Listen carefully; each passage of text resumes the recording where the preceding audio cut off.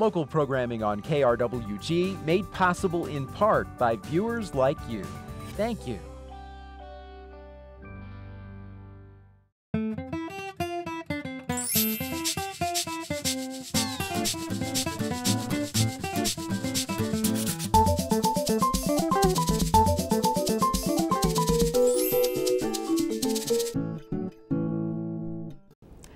Hi, welcome to Fronteras, a Changing America desk. I'm Monica Ortiz Uribe. Today, we've crossed the state line into Texas to talk with the newly elected Congressman of the 16th District in El Paso, Beto O'Rourke.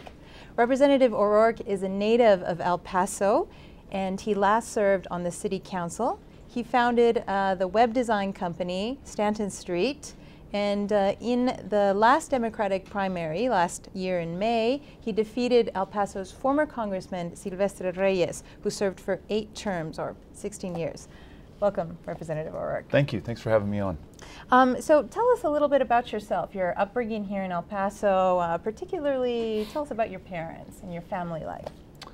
Well, I was born and raised in El Paso. Both my parents, Pat and Melissa O'Rourke, were also born and raised in El Paso. So from them, my mother, who is a business owner and entrepreneur, and my father, who was also a politician and held elected office and worked a little bit in small business, got a love for this community, a passion for seeing it grow and prosper and make progress. And even though when I was growing up, and especially in high school, couldn't wait to leave El Paso, as soon as I was away, there was already a pull to come back and be part of life in this community. So I credit my parents for that. And if I had to name a calling in life, it is to do something good for this community, to do something good for my hometown. And you did that when you served on the City Council, but fill us in the time in between. You graduated from school and you were elected to the City Council. Well, I graduated from Columbia University in New York and spent a few years there in the mid-90s working for startup tech companies. And the internet was really just becoming a dominant force in media in the country, and there were a lot of exciting startups that were trying to take advantage of that. But as I monitored things in El Paso, I realized no one was really doing that here back home. And so in '98, I moved back to El Paso, started Stanton Street along with some good friends, and through a great team that we built of amazing, talented El Pasoans and some really great clients here, built a company that was successful, has employed dozens of El Pasoans in the kind of high-wage, high-tech jobs that we want to see more of in the borderlands. And then ultimately, my involvement in business, being involved in civic groups and associations, got me interested in city politics. And I ran for and won a seat on the City Council in 2005. And for the next 6 years, really made quality of life, economic development, and progress on all issues, whether they're economic or social, my goal for this community. And then following that, made a decision to run for Congress. Right. So you served 2 terms on the City Council, correct? Before you made the decision to run for U.S. Congress, and against an incumbent who was rarely seriously challenged. What made you decide to pursue that next step, and what made you think you would be successful? Like many of us who live in El Paso and who live along the border, I'm deeply proud of where I'm from. And I'm also, especially before serving in politics, very frustrated by the kinds of policies that would originate in places like Austin or in Washington, D.C.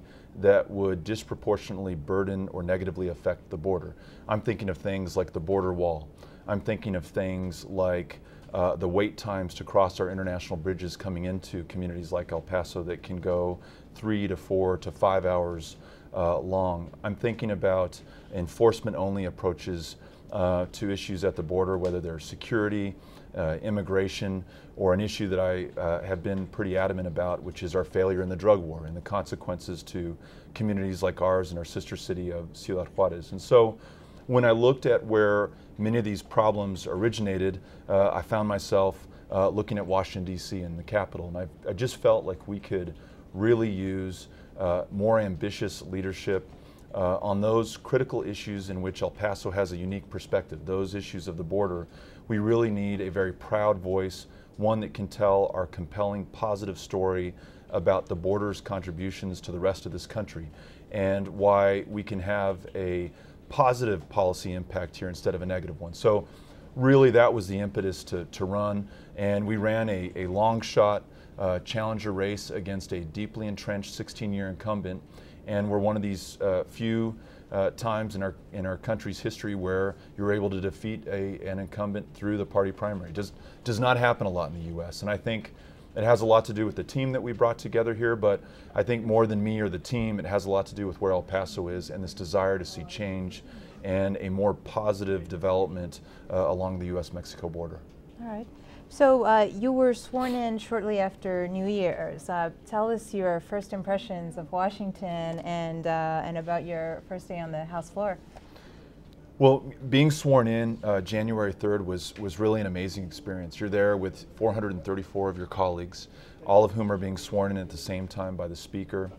You vote on the rules that you will operate under in the House of Representatives, and all of a sudden, all this effort, a years-long campaign, the people who've worked countless hours knocking on doors, the voter forums, the debates, all of that now becomes real, and you move from being someone who has an aspiration to represent your community to someone who's sworn in to do his best to move El Paso's and this country's agenda forward. So really hit home on that day, and was lucky enough to have my family and some close friends up there in Washington with us. And from that moment forward, you're off and running. You are being selected for the committees on which you will serve. In our case, it's Homeland Security and Veterans Affairs. You begin to hire the staff that's going to serve the people whom you were elected to work for. And you begin voting on the really important public policy issues that come before the Congress each day that we're in session. Issues like relief for the victims of Superstorm Sandy, extending the debt ceiling for this country, and what we're working on now, trying to avoid the sequester that will hurt the United States if it is allowed to continue and will deeply impact the border and communities like El Paso. Right. Well, tell us a little bit more about the committee appointments. Can you repeat what they are and how you will function within them?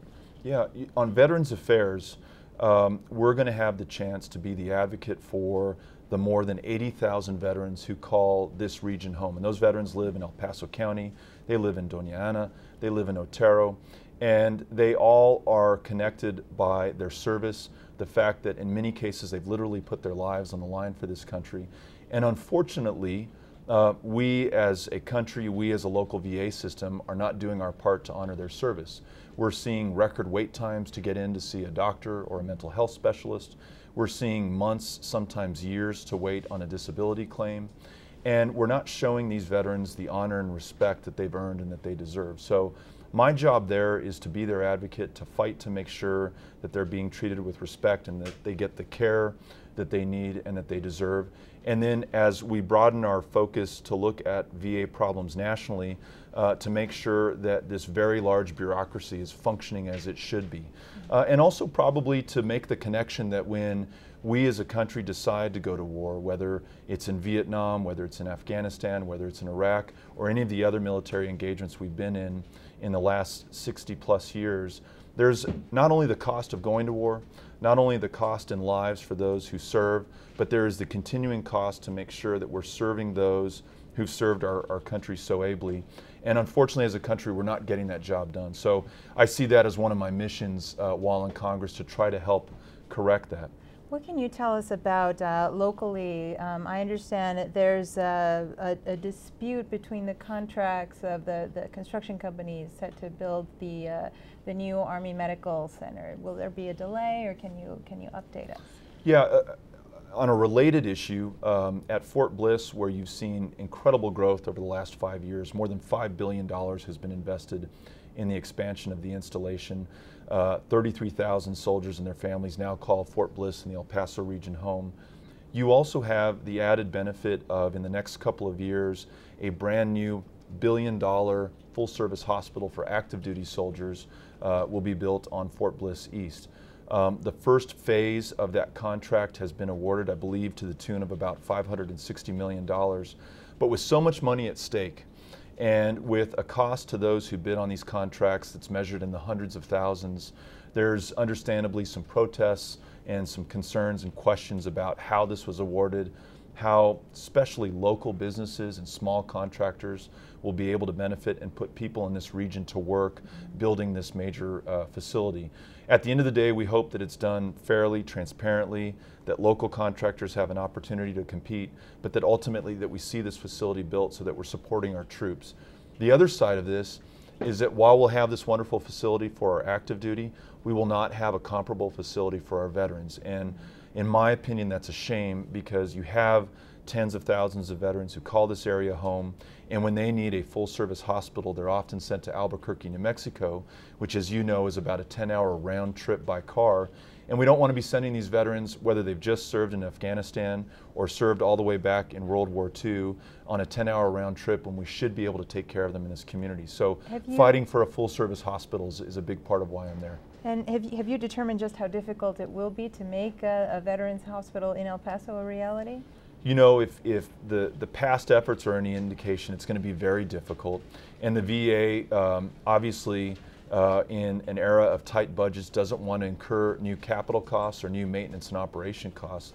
But I think it's important to point out to the VA and to the my fellow colleagues who serve on this committee that we have an obligation to those who've served, and sending them on a 10-hour round trip to get treatment and care that we should be able to provide in their home community is simply unacceptable. One of the opportunities that's created with this new active duty hospital in Fort Bliss East is to convert the old William Beaumont facility into a full-service veterans hospital. So we're exploring that option with the VA, with the members I serve with on the oversight committee, and with the administration. And I'm hopeful that perhaps not immediately, and perhaps not this term, but certainly sometime in the not too distant future, we're able to make that a reality. Okay, and what about your other committee assignment? Homeland Security offers a great opportunity for El Paso and really the border region, this tri-state region of New Mexico, Texas, and Chihuahua, to really have a voice and exert our influence and perspective on issues of Homeland Security.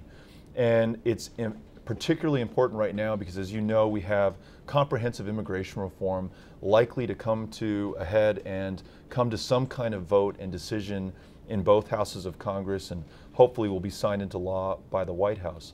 We're pleased to see that the framework includes a path to citizenship for those who are undocumented, the 11 to 12 million in this country today, that on both ends of the labor spectrum, whether it's agricultural workers or STEM field workers, we're going to have a fast track to get them into the labor force in the United States.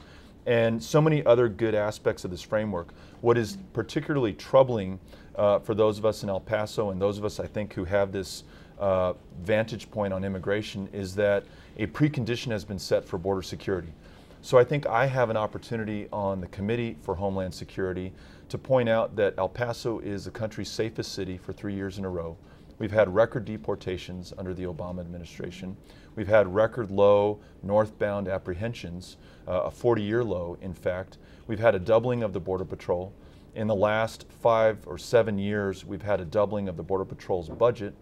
We have miles and billions of dollars of border walls. The border's never been more secure, in other words. It's time to release that as a precondition and move forward with comprehensive immigration reform. That's going to be my message there. Do your fellow House members along the border all share in this same viewpoint, in that the border is secure and it's time to move on? I think by and large they do. Pete Gallego, who represents the 23rd Congressional District, which takes much of El Paso's lower valley and then extends all the way down to San Antonio, one of the largest districts in the country. I think he understands it. Philemon Vela, who represents Brownsville, understands it. Henry Cuellar, who himself is a customs broker, I think understands the dynamics of the U.S.-Mexico border. So our challenge now is to take our case, our perspective, and the interests of our constituents, and let the rest of the Texas delegation, the rest of the U.S. Democratic and Republican caucuses know how important this is. What is interesting and I think is cause for optimism is you even have Republicans beginning to question how much is enough when it comes to border security. We have failed to define what securing the border means. So we have no way of measuring progress towards that goal and no idea how much spending is enough and when we can really afford to focus on these other issues. So I hope to take those metrics that I cited earlier, the deportations, apprehensions, the amount spent, the doubling of the force, and El Paso's ranking as the safest city as proof that the border is by and large secure and it's time to move forward with reform. Okay. Well, how do people in Washington, elected officials and the Obama administration view El Paso since you've arrived? You know, typically when I'm meeting another member of Congress and I'm introducing myself, as part of my introduction, I tell them about El Paso. I tell them that we're the world's largest binational community and that between southern New Mexico, El Paso County, and Ciudad Juarez, we have over 2.5 million people sharing this valley, sharing two languages, two cultures, two nationalities that have really almost become one. And that's a really unique dynamic. And when they learn that, they're immediately interested and they want to know more. And so when I begin to tell them how what's happening in El Paso affects them in their home districts and the rest of this country, I then can make a connection to the kind of policy that we want to see developed here. And I'll give you an example. One of our critical issues in El Paso is relieving the long wait times at our international ports of entry. As I mentioned earlier, people are waiting 3 and 4 hours, sometimes in inclement weather, on foot to cross our bridges for the privilege of spending money in our communities. Why does that matter to someone who's in Michigan or Indiana or Ohio? The reason that I can tell them that they should be concerned is that not only are there Juarezans crossing to shop in the El Paso economy, but there's $80 billion in U.S.-Mexico trade crossing these international bridges, and that trade is connected to jobs and production in those home districts and states of the other members of Congress. And so we can cite down to the dollar how much of that trade originates in these different congressional districts. So our message is don't invest in the border because it's good for El Paso or because it's good for the border. Invest in the border because it's good for job growth in Michigan, in Ohio, and these other parts of the country, and it helps the national economy grow.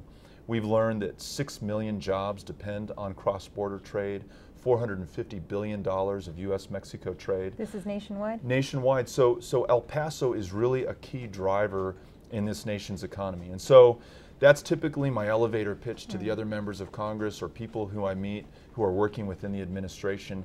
And I hope it helps shape their idea of the border. And we move from a posture of anxiety and fear about Mexico.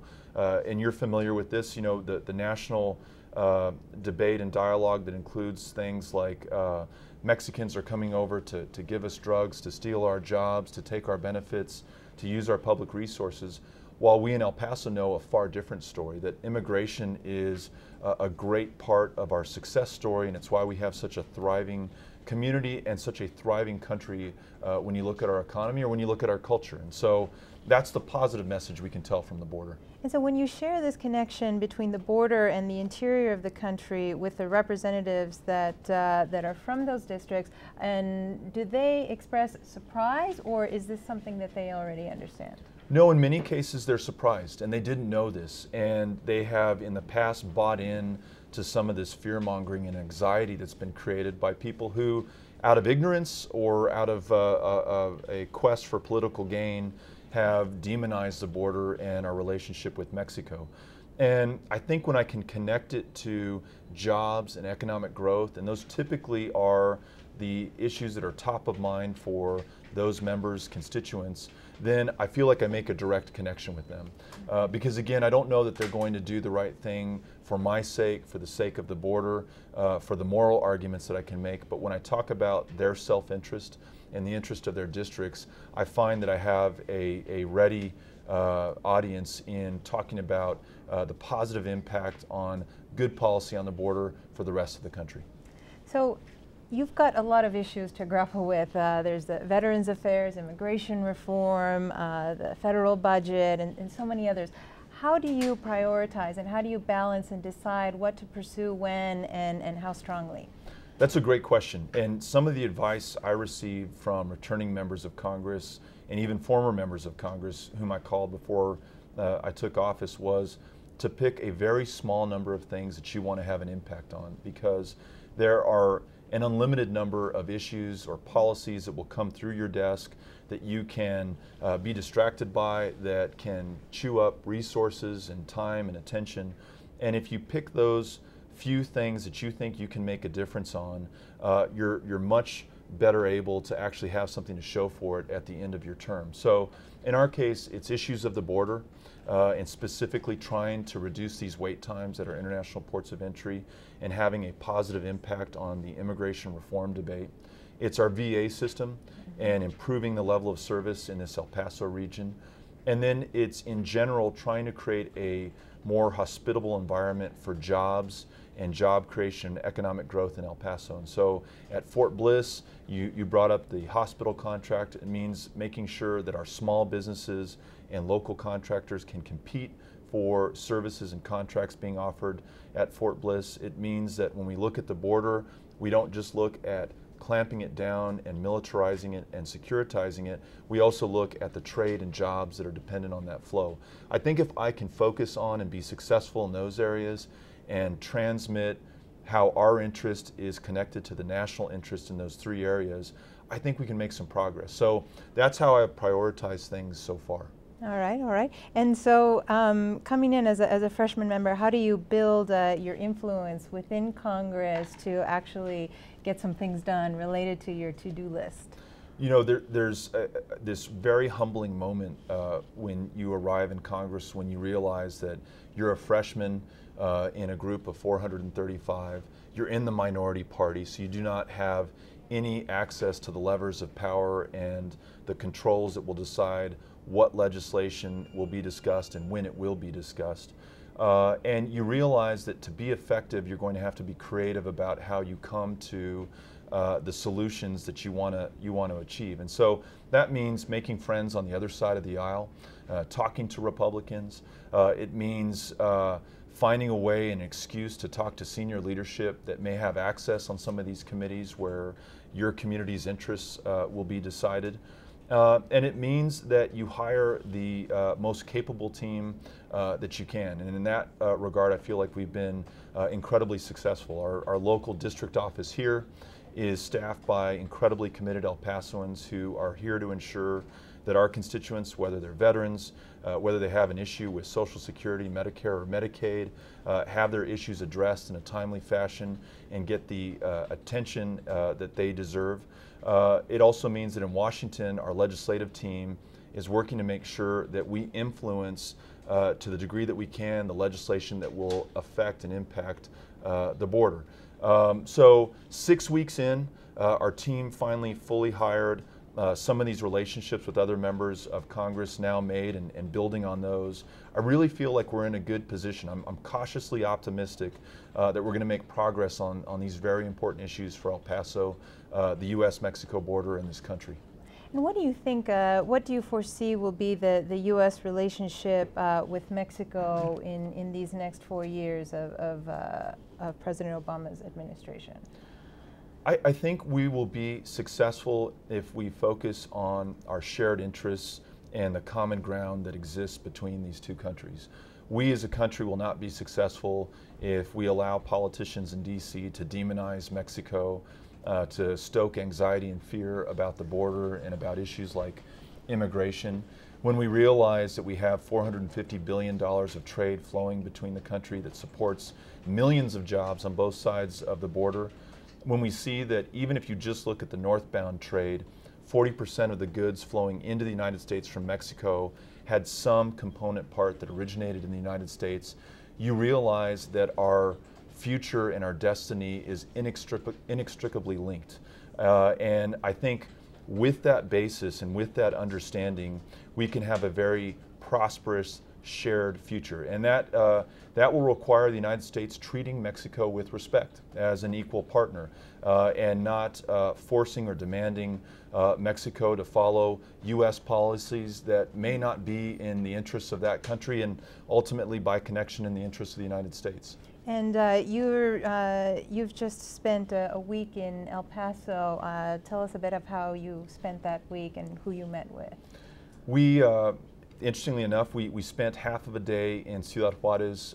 We met with the Consul General and got to go through the immigrant and non-immigrant visa application process, which is obviously important for us to understand when it comes to immigration.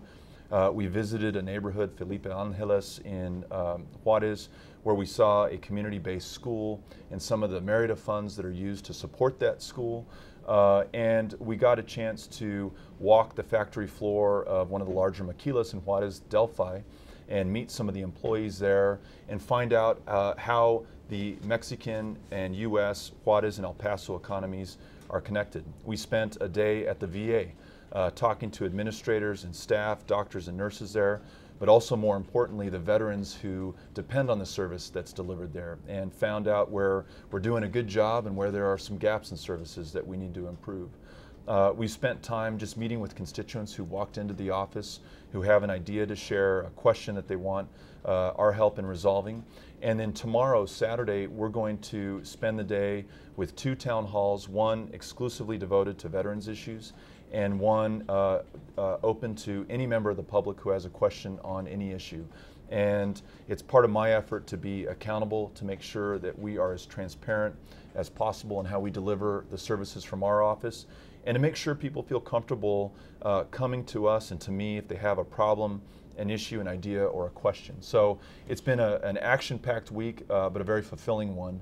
And it gives me a great sense of mission and purpose going back to Washington, D.C. with this very real connection about why I'm up there and what my job is. Very good. Well, I'd like to thank you for coming on our show. This has been Fronteras, a Changing America Desk. I'm Monica Ortiz Uribe. Thank you for watching.